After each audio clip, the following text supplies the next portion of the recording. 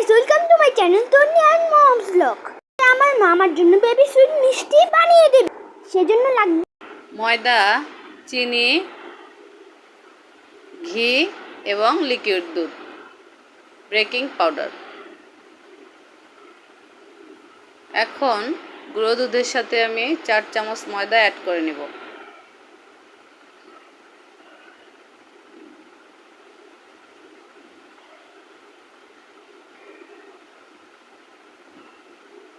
ময়দাটা অ্যাড করা হয়ে গেলে এখানে আমি স্বাদ মতো চিনি দিয়ে দিব এবং অল্প পরিমাণের বেকিং পাউডার অ্যাড করে দেব। তারপরে একটু ঘি ঢেলে দিব।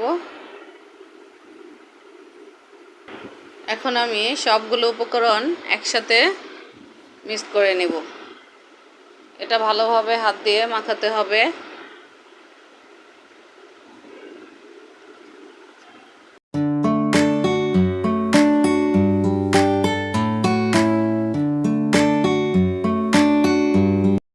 এখন শুকনো উপকরণগুলো আমি ভালোভাবে মেখে নেব।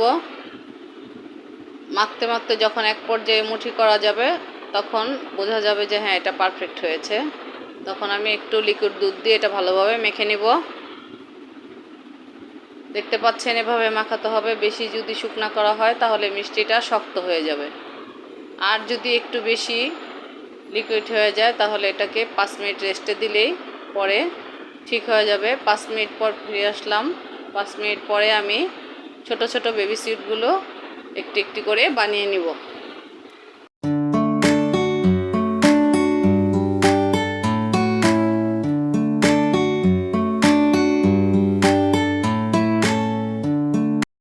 এ পর্যায়ে আমার সবগুলো মিষ্টি বানানো শেষ।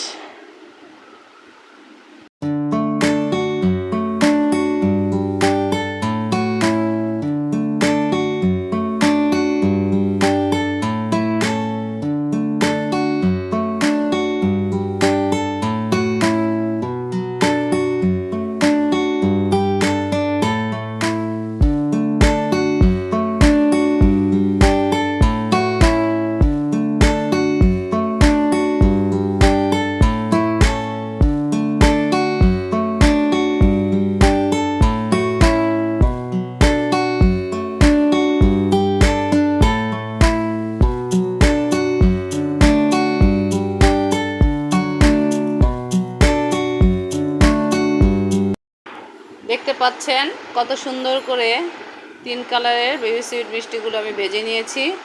সবগুলো মিষ্টি আমার ভাজা শেষ।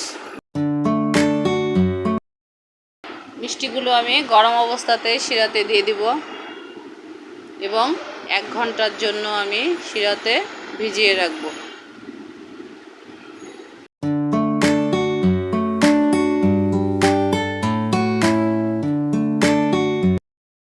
1 ঘন্টা পর ফিরে আসছি। দেখুন মিষ্টিগুলো কতটা সুন্দর হয়েছে। ভিডিওটি যদি ভালো লেগে থাকে লাইক, কমেন্ট, সাবস্ক্রাইব করে দিবেন। বাই।